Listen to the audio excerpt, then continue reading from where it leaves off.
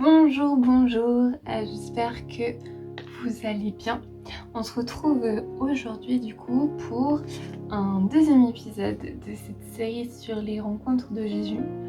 Je sais pas du tout combien on va en faire, mais en tout cas pour le moment il y en a deux, superbes.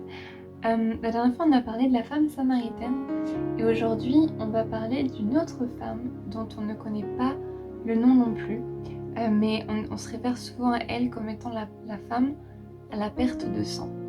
Donc sans plus tarder, on va lire ce passage. Donc il se trouve à deux endroits. Il se trouve dans l'évangile de Matthieu et dans l'évangile de Marc. Mais on va lire celui qui est dans Marc parce qu'il est un petit peu plus détaillé. Et puis ensuite je vous donnerai un peu de contexte. Et puis on va aujourd'hui regarder 5 points, 5 choses qu'on peut apprendre, qu'on peut tirer de ce récit. Donc sans plus attendre, on va aller dans Marc, le chapitre 5, et on va lire les versets 25 à 34 qui nous disent « Ceci, or, il y avait une femme atteinte d'une perte de sang depuis 12 ans. Elle avait beaucoup souffert entre les mains de plusieurs médecins. Elle avait dépensé tout ce qu'elle possédait, et elle n'avait éprouvé aucun soulagement, mais était allée plutôt en empirant. Ayant entendu parler de Jésus, elle vint dans la foule par derrière et toucha son vêtement, car elle disait « Si je puis seulement toucher ses vêtements, je serai guérie. » Au même instant, la perte de sang s'arrêta et elle sentit dans son corps qu'elle était guérie de son mal. Jésus connut aussitôt en lui-même qu'une force était sortie de lui, et se retournant au milieu de la foule, il dit « Qui a touché mes vêtements ?» Ses disciples lui dirent « Tu vois la foule qui te presse et tu dis « Qui m'a touché ?» Et il regardait autour de lui pour voir celle qui avait fait cela. La femme, effrayée et tremblante, sachant ce qui s'était passé en elle, vint se jeter à ses pieds et lui dit toute la vérité. Mais Jésus lui dit « Ma fille, ta foi t'a sauvée, va en paix et sois guérie de ton mal. » Et donc ici, en fait, ce qui se passe, c'est que Jésus, il y a eu la délivrance d'un démoniaque. On va peut-être parler de ça une des prochaines fois. Et puis là, il est quelque part. Et puis il y a un chef de synagogue qui vient vers lui, il s'appelle Jairus, et il dit « Viens ma fille, elle est morte, ma fille est en train de mourir, ma fille est malade, il faut que tu viennes, que tu fasses quelque chose pour elle. » Et donc ils sont sur ce chemin en train d'aller là-bas, et puis il y a la foule partout autour d'eux, enfin c'est vraiment genre la foule, il y a plein de monde, tout le monde se est collé un peu.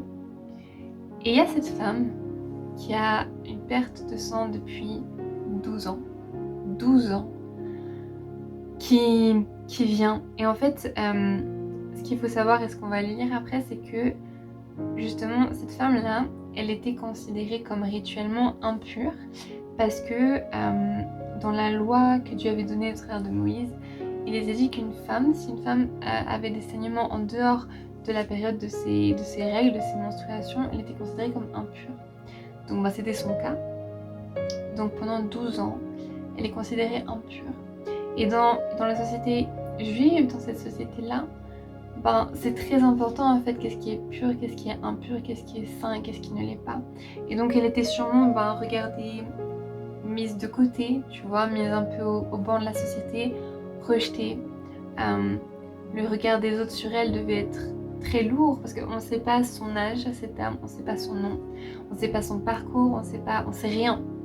Peut-être que c'est dû à une maladie, à une MST, peut-être que c'est dû à une tumeur, peut-être que c'est dû à on ne sait pas trop rien. Donc peut-être qu'il y avait un regard très un peu de jugement des autres en mode mais qu'est-ce qu'elle a fait pour avoir cette maladie, ah elle a sûrement une vie, nanana, donc ça devait être sûrement très dur pour elle, et elle s'est frayé un chemin au travers de la foule pour venir rien que toucher le bord du vêtement de Jésus. Et puis donc elle touche ce vêtement, elle a cette foi que j'ai été chez tous les médecins, ils m'ont fait plein de traitements, ils m'ont fait plein de choses, parce que c'est peut-être aussi, ça peut s'apparenter à ce qu'on a comme maladie incurable de nos jours, ce que la science, la médecine n'a pas encore réussi à guérir et peut-être le fera jamais. Et elle a testé, elle a fait plein de traitements, elle a été voir plein de spécialistes, comme un peu tous ceux qui souffraient de grandes maladies à l'époque, et rien. Genre, ça s'arrange pas, ça s'empire en fait. Et donc elle se dit mais si j'arrive à rien que toucher le bord de son vêtement, il y a tout qui peut changer. Et elle arrive, elle touche son vêtement et là elle sent un truc qui se passe en elle et elle sait à ce moment-là qu'elle est guérie. Et Jésus sait aussi qu'il s'est passé un truc. Et c'est là qu'il demande mais genre qui m'a touchée en fait, genre, je sens qu'il y a un truc qui est sorti de moi, qu'il y a une force qui est sortie de moi, qu'il y a une vertu qui s'est passée, qu'il y a une guérison qui s'est passée, qui m'a touchée. Et là elle prend conscience et effrayée, elle arrive à ses pieds, elle explique cela et lui dit ma fille, ta foi t'a sauvée, ta foi t'a restaurée, va en paix. Et c'est juste incroyable. Et puis après cela, Jésus continue sa route, il va ressusciter la jeune fille. Et on n'entend plus jamais parler de cette femme qui avait la perte de sang. Donc c'est un petit peu ça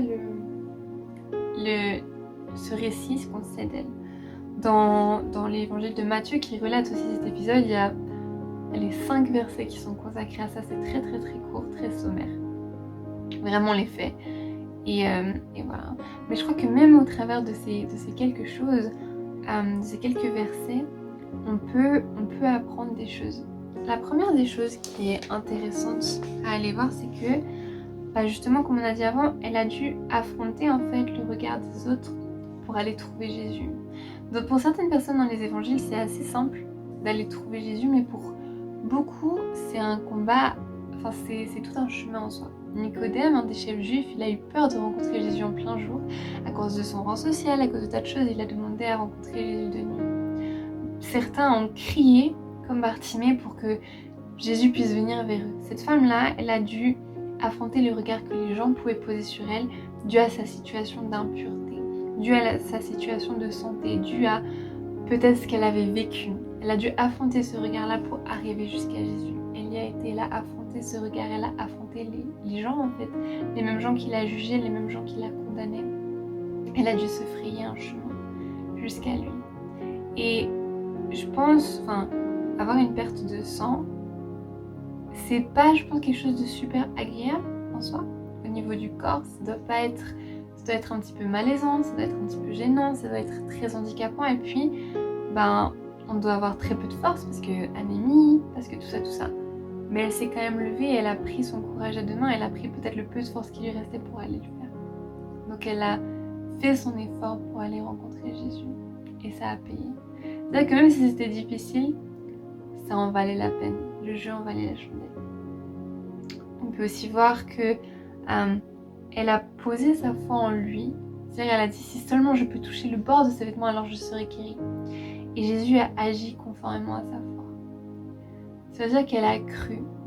Et Dieu a honoré sa foi. Il a honoré le fait qu'elle a cru et lui a accordé cette guérison, en fait. Cette guérison, cette libération de cette situation que la femme vivait. Troisième des choses, c'est que même si Jésus était pressé, parce qu'il était pressé par la foule, il devait aller à tel endroit parce qu'on lui avait demandé de venir, il y a une jeune fille qui était en train de mourir, il était pressé mais il a pris le temps de s'arrêter pour une femme qui est une grande inconnue. On ne sait pas qui c'est cette femme. Il s'est arrêté pour elle parce qu'à ses yeux, elle n'était pas inconnue. Et il y a ce passage dans la Bible qui nous dit que Dieu connaît même le nombre de cheveux qu'on a sur notre tête. Donc genre des choses que nous-mêmes on connaît pas sur nous-mêmes, Dieu il sait sur nous, il a compté le nombre de cheveux qu'on a sur la tête. Et chacun, on est important pour lui en fait. Chacun d'entre nous a une importance pour lui. Même cette femme, elle a une importance pour lui. Il a pris le temps de s'arrêter, de voir qui elle était, de lui dire hey, ta situation là c'est fini en fait. Ta foi t'a sauvé, tu es guéri, tu es libéré de ça. Il a pris le temps pour elle, il a fait le temps pour elle. La quatrième chose, c'est que elle a été guérie et tout, mais c'est pas quelque chose qui a été en mode spectaculaire, effets spéciaux, elle est tombée, elle a crié, j'en sais rien, non. Elle a touché son vêtement et dans le texte on dit qu'elle a senti qu'il y a quelque chose qui s'est passé en elle. Et Jésus aussi a su que quelque chose s'était passé en lui. C'est-à-dire que sa guérison qu'elle a vécue, c'est quelque chose qui était entre elle et Dieu. C'était entre elle et Dieu, c'était entre les deux. Et Jésus l'a rendu public, oui, pour l'importance du témoignage, mais ce qui s'est passé de base, c'était en son fort intérieur à elle. C'est-à-dire que la foule autour n'en savait rien, qu'elle était en train de vivre quelque chose avec Dieu. la foule autour ne savait pas de ce que Dieu avait fait en elle. Et bien sûr, ça a produit du fruit après. Bien sûr, il y a eu un impact autour, clairement, mais d'abord, c'était en elle, entre elle et Dieu. Et parfois, Dieu peut te dire des choses quand tu prends du temps seul à seul avec lui. Parfois, Dieu peut agir dans ta vie sans qu'il y ait forcément besoin d'avoir du monde autour. Ou alors, même s'il y a du monde autour, peut-être sera dans le calme entre lui et toi. Mais ça ne rend pas la chose moins réelle pour autant. Et la dernière des choses le dernier des points, c'est l'importance du témoignage. Donc c'est-à-dire qu'après cela, Jésus, il a tout stoppé. Il a dit ok, il s'est passé quelque chose, qui m'a touché, qui a fait ça. Et donc là, elle a été saisie de conviction, elle a été saisie et elle a dit qu'est-ce qui s'est passé, qu'est-ce que j'ai fait. Elle s'est jetée à ses pieds et elle a tout raconté. Et je crois que témoigner ce que Dieu fait pour nous, c'est quelque chose de très important. La parole dit qu'ils ont vaincu le diable à cause du sang de l'agneau et de la parole de leur témoignage. C'est-à-dire que témoigner ce que Dieu a fait pour nous, c'est très important. Et je crois que ça nous amène aussi à connaître Dieu d'une façon qu'on ne connaissait pas forcément auparavant, en fait. Là, elle l'a connu comme étant son sauveur, comme étant son médecin, mais aussi comme étant son maître. Et je crois que c'est à ça que ça nous pousse. Donc voilà, une vidéo beaucoup moins structurée que la première. Mais c'est ça un petit peu ces points que je voulais partager par rapport à cette femme qui m'a toujours beaucoup marquée, beaucoup impressionnée, sa rencontre avec Jésus, la manière dont Jésus a agi envers elle. Donc on va s'arrêter ici pour aujourd'hui. Comme toujours, n'hésitez pas à me contacter. Mes contacts s'affichent quelque part ici sur cet écran. Je vais refaire bientôt une vidéo peut-être sur une troisième rencontre ou alors sur le Seigneur des Anneaux et la Bible. Parce que j'y repensais pas mal ces derniers temps et je crois qu'il y a des choses à dire. N'hésitez pas si vous avez aussi des sujets de vidéos, des propositions, des questions, des sujets de prière ou autres. N'hésitez pas à me contacter. N'hésitez pas aussi à laisser un commentaire et à passer plus loin cette vidéo. Et en attendant, soyez bénis, à tout bientôt. Ciao!